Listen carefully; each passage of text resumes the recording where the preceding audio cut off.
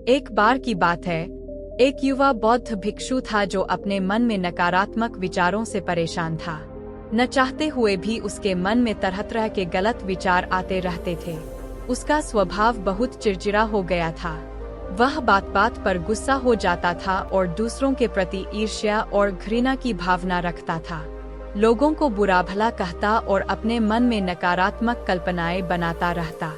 वह इन सब बुरी आदतों से तंग आ चुका था। उसने अपने अंदर से इन बुरे विचारों को खत्म करने के लिए कई तरीके अपनाए और काफी प्रयास किए, लेकिन कोई भी तरीका काम नहीं कर रहा था। आखिरकार एक दिन वह परेशान हो गया और अपने गुरु के पास जाने का फैसला किया। गुरु बहुत ही ज्ञानी और आत्मज्ञानी व्यक्ति थे। युवा भिक्षु ने गुरुदेव से पूछा कि गुरुदेव, मैं अपने मन से नकारात्मक विचारों को कैसे खत्म कर सकता हूँ। गुरुदेव ने उत्तर दिया कि नकारात्मक विचार बादलों की तरह होते हैं जो साफ आसमान को धुंधला कर देते हैं। अगर आप साफ आसमान देखना चाहते हैं तो इन बादलों को हटाना होगा। ठीक है, अगर आप अपने मन से नकारात्मक विचारों को खत्म करना चाहते हैं तो सबसे पहले आपको अपने नकारात्मक विचारों के मूल कारण को पहचानना होगा और उसे नष्ट करना होगा। युवा भिक्षु को गुरु की यह बात ठीक से समझ में नहीं आई, इसलिए उसने गुरु से इसे थोड़ा विस्तार से समझाने का अनुरोध किया। फिर गुरु ने अपने शिष्य को एक कहानी सुनाना शुरू किया। एक बार एक व्यक्ति जंगल से गुजर रहा था, तभी उसे रास्ते में एक सांप दिखाई दिया। सांप को देखकर वह व्यक्ति डर गया और वहां से भागने लगा। जैसे ही वह भागने लगा, उसका पैर पत्थर से टकराया और वह गिर गया। उसे बहुत चोट लगी। जब वह उठा और पीछे देखा तो उसने पाया कि यह सांप नहीं, बल्कि सांप के आकार की एक लकड़ी थी जो सड़क पर पड़ी थी।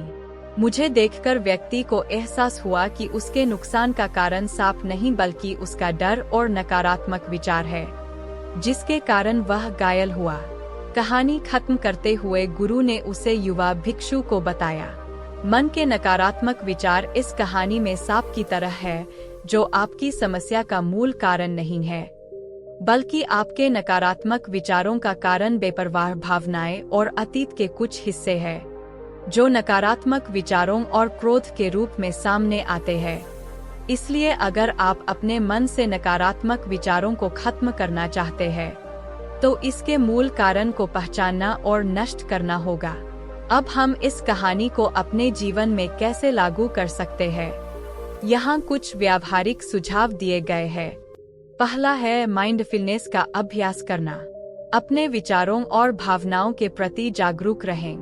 देखें कि आपके अंदर क्या चल रहा है और आप अपने आसपास की घटनाओं को कैसे समझते हैं। अपने जिद्दी दिमाग में आने वाले हर नकारात्मक विचार की जड़ का पता लगाने की कोशिश करें। दूसरा है अपने अतीत की बुरी यादों और घटनाओं को स्वीकार करना और खुद को और दूसरों को माफ करना। तीसरा है आभारी होना। अपने जीवन के सकारात्मक पक्ष पर ध्यान दें और आपके पास जो कुछ भी है उसके लिए ब्रह्मांड को धन्यवाद दें। कृतज्ञता व्यक्त करने से हमारा रवैया बेहतर होता है और हमारे भीतर से नकारात्मक भावनाएं दूर होती है। चौथा है खुद के साथ साथ दूसरों के प्रति भी दयालु होना, क्योंकि नकारात्मक विचार आत्मबुराई और आत्मतुलना से उत्पन्न होते हैं। हम अपने भीतर करुणा रखकर अधिक सकारात्मक और संतुष्ट जीवन जी सकते हैं। संक्षेप में, यह कहानी हमें सिखाती है कि नकारात्मक विचार हमारी समस्याओं का मूल कारण नहीं है। असली समस्या हमारे भीतर ही है। इन विचारों के मूल कारण की पहचान करके हम अपने दिमाग से विचारों को निकालना शुरू कर सकते हैं और अधिक खुश और शांतिपूर्ण जीवन जी सकते हैं।